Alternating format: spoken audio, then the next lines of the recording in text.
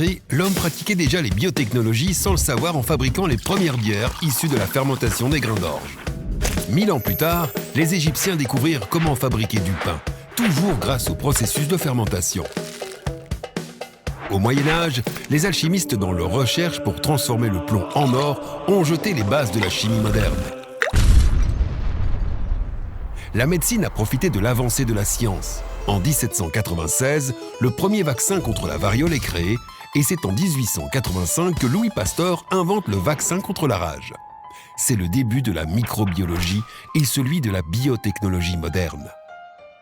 En 1953, deux chercheurs, Francis Crick et James Watson, découvrent que l'ADN a une structure hélicoïdale en forme de double hélice. C'est le début de la génétique. Aujourd'hui, on peut dire que la biotechnologie résulte du mariage entre la science des êtres vivants, la biologie et un ensemble de techniques nouvelles issues d'autres disciplines. Ça tombe bien, à Subbiotech, les majeurs et les mineurs proposés reprennent toutes ces thématiques. Les biotechnologies représentent l'avenir de l'homme. Elles permettent d'améliorer sa vie quotidienne au niveau de sa santé, de ce qu'il mange, de son environnement, de ce qu'il consomme. On distingue 5 grandes catégories de biotechnologies, classées par code couleur. Les biotechnologies rouges concernent les domaines ayant une finalité thérapeutique. C'est le plus gros secteur représenté des biotechnologies. Les biotechnologies blanches utilisent des procédés biologiques pour valoriser la biomasse afin d'en faire des produits de consommation courante. À l'exemple du bioéthanol, utilisé pour les biocarburants. La biotechnologie verte s'applique à l'agriculture et à l'alimentation. Grâce à elle, les chercheurs espèrent parvenir à relever des défis dont les enjeux sont mondiaux, comme la faim dans le monde ou l'apport des vitamines via l'alimentation. Par exemple, le riz doré est un riz génétiquement modifié pour produire et accumuler du bêta-carotène, qui permet de lutter contre les carences en vitamine A, responsable de milliers de morts chaque année. Les biotechnologies jaunes rassemblent toutes les biotechnologies se rapportant à la protection de l'environnement et au traitement ou à l'élimination des pollutions. Certaines bactéries sont utilisées pour décontaminer l'eau polluée par des engrais. L'avantage des biotechnologies, c'est qu'il y a plein de métiers différents. Pour un nouveau médicament, par exemple, il y a d'abord une phase de recherche de nouvelles molécules, puis le développement du nouveau produit. Le développement est terminé. Il faut passer à la phase suivante. Réussir à reproduire à l'échelle industrielle ce qui a été fait en laboratoire tout en respectant une bonne qualité du produit final. Oh là là, pas si vite! Et le marketing, vous l'oubliez? Le marketing est l'ensemble des outils de communication mis à la disposition d'une entreprise pour promouvoir ses produits ou ses services. Dans les biotechnologies, il faut non seulement avoir de solides acquis scientifiques, mais aussi une bonne connaissance du marché. Voilà, c'est mieux! Maintenant, vous pouvez y aller! Dans les biotechnologies, on parle de nombreuses langues. Mais la langue la plus utilisée dans le monde scientifique est l'anglais. À Subbiotech, les cours sont donnés en anglais dès la 3e année et nos étudiants passent au minimum un semestre d'études dans une université étrangère. Plusieurs métiers sont proposés, que l'on soit au début du processus de création, d'abord la recherche et le développement, mais aussi au niveau de la chaîne de production.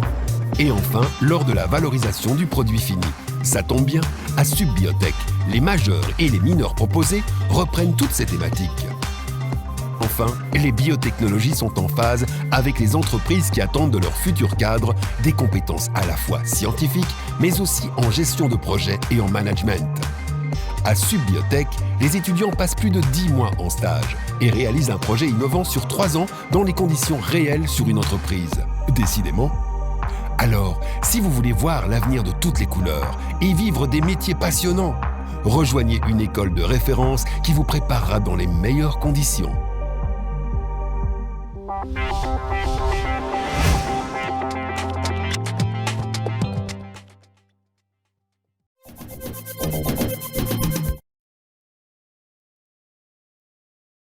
Un organisme génétiquement modifié est un organisme vivant dont le patrimoine génétique a été modifié par l'homme.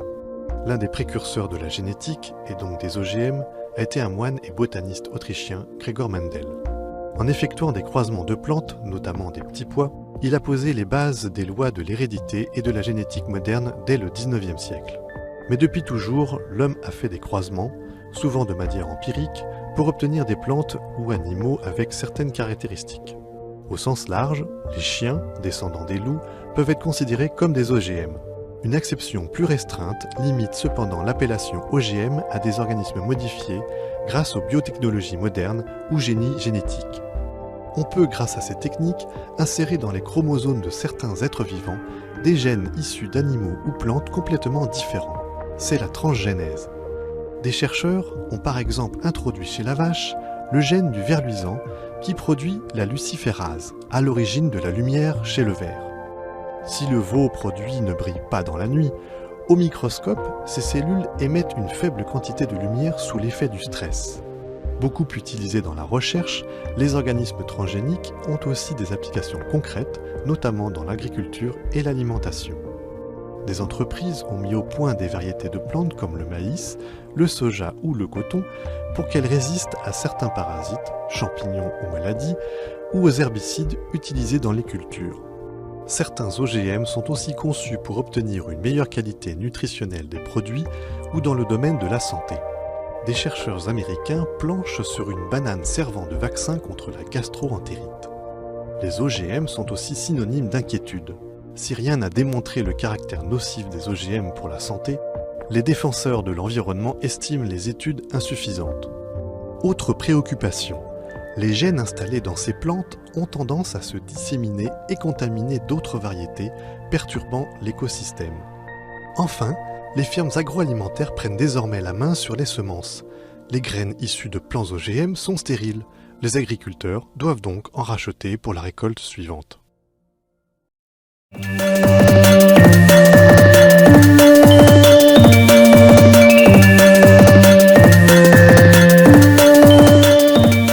pour l'industrie agricole, ça serait que les êtres vivants ne soient pas vivants.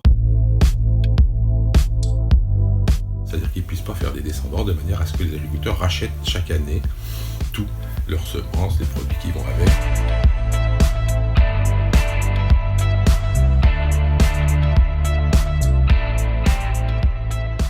L'organisme génétiquement modifié, c'est un organisme vivant dans lequel on a souvent introduit un gène d'une autre espèce par la voie de ce qu'on appelle la transgénèse.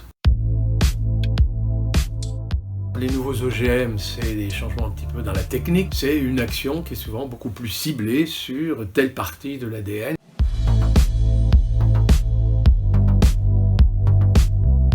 Là où les OGM vont commencer à poser un problème, c'est quand on les cultive dans des champs. C'est-à-dire qu'au moment où les gènes peuvent s'échapper des champs et vont s'échapper des champs. Le brevet sur les gènes permet à l'entreprise qui a ce brevet de s'approprier la plante, ses descendants par voie femelle, ses descendants par voie mâle, y compris donc les graines des voisins. En gros, les entreprises qui brevettent des gènes et qui mettent ça dans des génomes de plantes cultivées sont en train de s'approprier toutes les ressources génétiques de la planète. Et ils ne se les approprient pas pour les garder, ils se les approprient pour les détruire, de façon à ne vendre que leur variété à eux. Et ça, c'est super dangereux. À partir du moment où on réduit la biodiversité, qui est la principale source de protection contre les pathologies, contre les ravageurs, à partir de ce moment-là, on fragilise notre production agricole et le risque est considérable.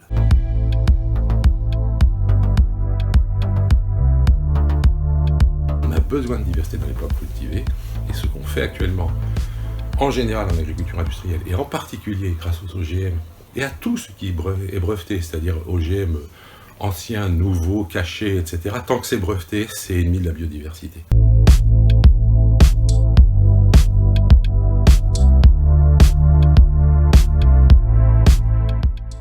Comme sur Terre, eh bien, au fond des océans, il y a un vrai danger de monopole des entreprises occidentales dans ce domaine. Et il est extrêmement frappant, ce danger. Il nous est apporté par une étude de scientifiques de Stockholm et du Canada. Cette étude, elle montre quoi? Ils ont pris 862 espèces marines, du plancton, des mollusques, des poissons. Ils ont regardé, à partir de ces 862 espèces, il y a eu pratiquement 13 000 séquences génétiques qui ont donné lieu à des brevets. Quand on regarde à qui possède ces brevets, 84% de ces brevets sont déposés par des entreprises, chimie, agro, etc., pharmacie, cosmétiques, etc. Quand on regarde de plus près, ça appartient à 10 pays seulement. et plus précisément à 3 pays, États-Unis, Japon, Allemagne. Et rendez-vous compte qu'une seule de ces entreprises, BASF, entreprise allemande, a déposé 47% des brevets. Donc vous voyez qu'on est loin de cette fameuse convention de Montego Bay de 1994 qui disait « La haute mer, c'est pour tout le monde. Tout ce qu'on y fait, tout ce qu'on y trouve, on doit le partager. » D'où la nécessité aujourd'hui impériale, pour des questions de survie, mais aussi pour des questions des partages de richesses, de trouver un cadre international pour une bonne gouvernance mondiale des océans et des grands fonds. Merci.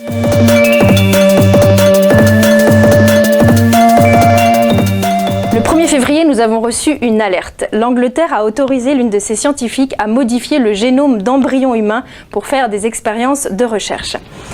Il s'agit ici de vous exposer de quoi il s'agit en quelques mots. Il s'agit de la technique du CRISPR-Cas9. C'est un nom que vous n'êtes plus prêt d'oublier maintenant.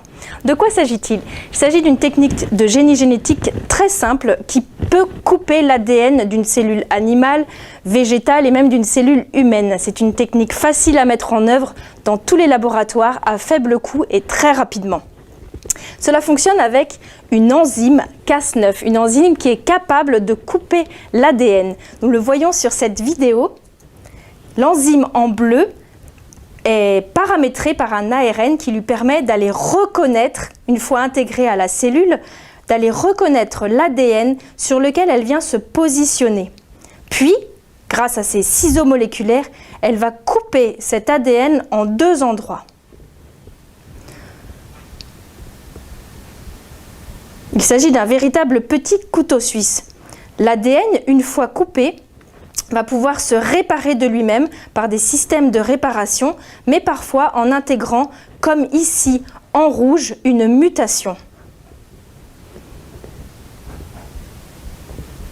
Également, cet ADN double brin qui vient d'être coupé par l'enzyme peut être réparé en y intégrant un autre gène. Nous allons voir ici un gène complémentaire qui est rajouté à l'intérieur de la cellule et qui vient se positionner sur l'ADN et qui va venir s'y fixer. Nous avons ici rajouté un gène à l'ADN. C'est donc un ADN qui vient d'être génétiquement modifié.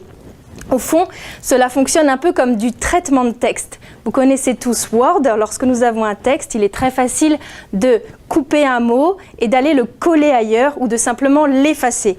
Eh bien, c'est exactement la même chose qui se passe avec le génome. Nous pouvons aujourd'hui aller couper un gène ou en rajouter un autre, éteindre un gène. C'est vraiment une modification très simple à mettre en œuvre. Avant ces techniques-là, lorsque une cellule était fécondée, une première cellule humaine, tout son génome était inscrit dans cette première cellule et cette première cellule préparait un individu unique. Cette cellule n'avait jamais existé avant, elle n'existera jamais après, elle était à l'origine d'un individu unique. Aujourd'hui, c'est la même chose. La fécondation permet d'avoir une cellule avec un ADN totalement unique, mais il n'est plus figé. Nous pouvons décider de le modifier. Alors, cette technique nous permet d'envisager d'énormes progrès thérapeutiques lorsqu'il s'agit de thérapie génique, c'est-à-dire d'aller soigner des cellules adultes sur un adulte. Il y a déjà des travaux qui sont engagés sur la myopathie de Duchenne, sur le VIH, sur des maladies dégénératives. Et vraiment, nous voyons là des progrès énormes que nous pouvons faire en thérapie génique et nous pouvons vraiment nous en réjouir, avec d'ailleurs peu de problématiques éthiques sur cette partie-là. Les problèmes éthiques viennent se présenter à nous de manière très très impressionnante lorsque nous réfléchissons au fait que nous pouvons aussi modifier les gamètes ou l'embryon humain, avec 2 types d'alertes très importantes. La première est que si nous modifions un embryon humain au stade de quelques cellules, Eh bien, nous ne saurons pas si la technique a fonctionné sur chacune des cellules de cet embryon. Il sera possible de faire un diagnostic préimplantatoire, c'est-à-dire de prélever une cellule pour séquencer l'ADN et vérifier si la modification a bien eu lieu, mais il ne sera pas possible de vérifier chacune des cellules, puisque sinon il n'y aurait plus d'embryon. Et donc, si des cellules de cet embryon n'ont pas été modifiées, nous ne le saurons pas, et c'est tout à fait possible, et c'est ce qu'on appelle un effet mosaïque, des cellules modifiées et d'autres non modifiées. Et finalement, si cet embryon venait à être implanté dans un utérus, c'est finalement lui-même qui serait le propre cobaye de cette technique, et c'est seulement à l'âge enfant, voire à l'âge adulte, que nous verrons quelles sont les réelles implications de la modification de son génome. Le deuxième problème éthique très important est que cette modification qui toucherait l'embryon, toucherait donc l'ensemble de ces cellules, à part cet effet mosaïque dont je viens de parler, mais toucherait en tout cas les gamètes, les ovules pour une femme, les spermatozoïdes pour un homme. Et dans ce cas-là, bien sûr, la modification de ce génome sera transmissible aux générations suivantes, avec des conséquences que l'on ne connaît pas et qui sont assez abyssales à vrai dire. Nous sommes là à un stade où l'homme est capable de mettre le doigt sur la vie, avec des conséquences qui sont encore assez incertaines, et en tout cas avec peu de principes de précaution. Où en est-on de cette recherche? Donc elle avance sur tout ce qui est recherche et thérapie. Pour ce qui concerne ces problématiques éthiques, des Chinois ont déjà publié des études sur des embryons humains. Ça a été extrêmement controversé d'ailleurs à cause de ces problématiques éthiques. En avril 2015, des scientifiques ont demandé un moratoire à la communauté internationale pour que soit interdite cette technique sur l'embryon humain et sur les gamètes.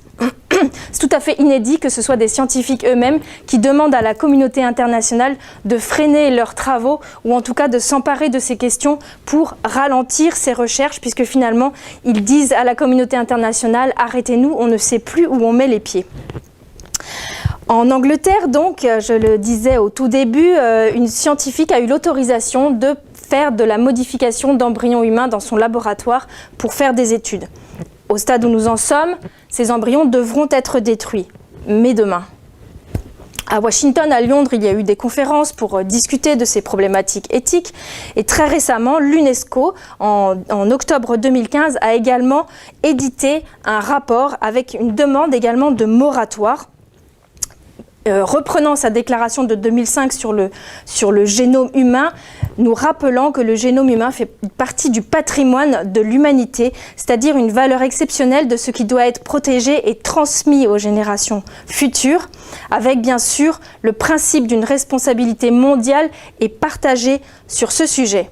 Alors nous, en France, nous avons signé la Convention d'Oviedo qui, dans son article 13, interdit l'intervention sur le génome humain s'il y a des modifications qui seraient transmissibles à la descendance. Et puis nous avons également des lois de bioéthique, mais nous le voyons, nos lois peuvent changer. La loi santé a introduit des modifications sur la recherche sur l'embryon, donc tout peut évoluer. Aujourd'hui en France, la modification du génome de l'embryon est interdite, mais si nous avançons dans ces techniques, si demain nous sommes capables d'enlever une pathologie à un enfant ou de lui rajouter un caractère ou de choisir des caractères, qu'est-ce qui va empêcher la science de continuer à avancer dans ce sens? Qu'est-ce qui, dans 15 ans, 20 ans, ou peut-être bien plus tôt, nous empêchera de décider de créer des bébés à la carte? C'est toute la question qui se pose derrière cette technique du CRISPR-Cas9, c'est tout l'enjeu éthique qu'il est important de connaître et il est vraiment important d'en prendre la mesure.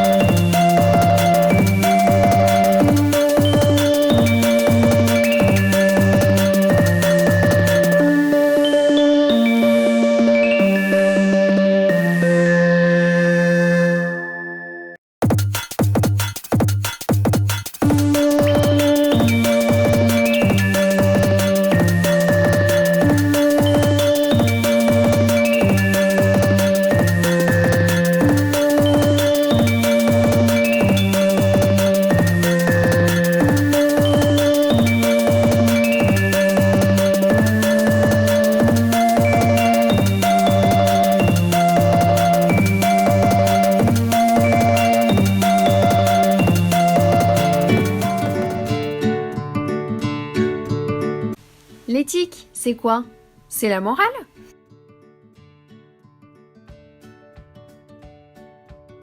Non, non, la morale, ça ne se discute pas, il faut la suivre.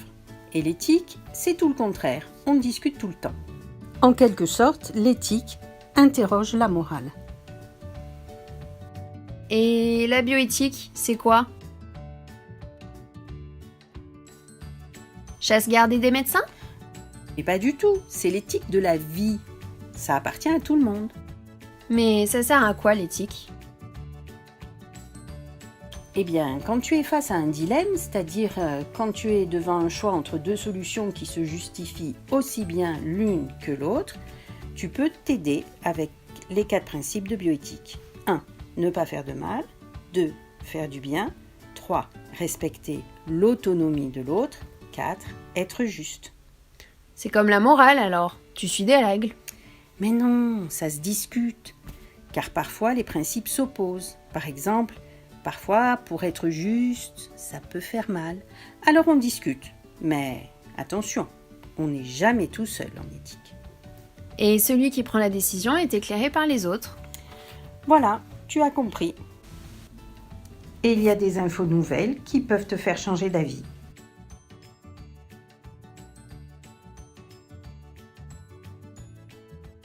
L'éthique, c'est du vivant. Ça bouge. Et du coup, pour résumer? Eh bien, 1. Ne pas confondre éthique et morale. 2. Beauchamp et Childress proposent 4 principes à suivre quand on est face à un dilemme, mais c'est rare quand on peut les respecter tous les 4. Alors, 3e chose, et pas des moindres, on s'y met à plusieurs et on en discute. C'est ça l'éthique. Comment faire pour bien faire ?